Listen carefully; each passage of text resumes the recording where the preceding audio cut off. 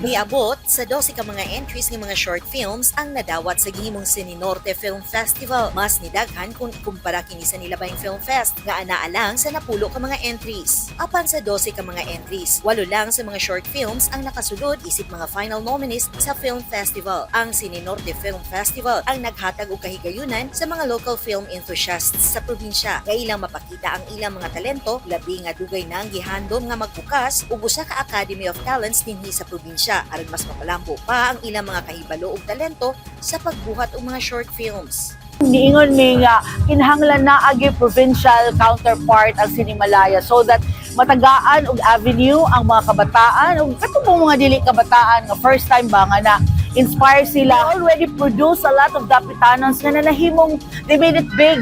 They made it big in the Philippines, in Manila, like si Ted Boborol.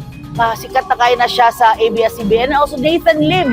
He's an international director already. Since then, nanasag din siya nga talk about promoting film tourism in the province, especially na ang atuang probinsya is not only rich in culture but also in our heritage. Labi na sa history, ato man jud ang ipanghinambog no na si Dr. Jose Rizal, our national hero.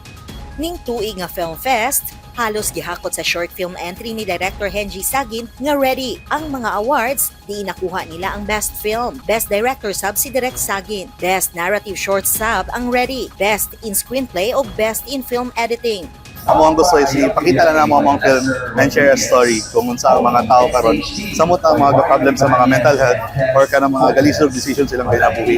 Munang kadalasan sa mga tao daghang sayop mabuhat na decision kay mga inana, daghang sayop ka decision sa kinabuhi kay wala sila ma-sharean sila ang mga problems. Second place ang Ode to Lavender ni Direk Ray Anthony Villaverde. Din kinisab ang napiling Best in Cinematography o Best Picture. Third place ang film ni Direk Hansel Magsayo nga usa ka panamilit, mentras fourth place ang Truth or Dare ni Direk Sancho Rionel Subido. Best trailer ang entry nila Direk Marion Ibanez o Keys Fuentes nga Holy SHT. Napiling Best Actress si Vanessa Ranut sa usa ka panamilit, mentras Best Actor si Joseph Zachary Agulong sa film nga Ready. Do what you love and pursue it yun.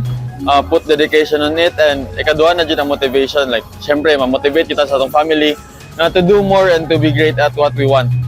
Nang wala di ko ga-expect first time. So, mao ko siya.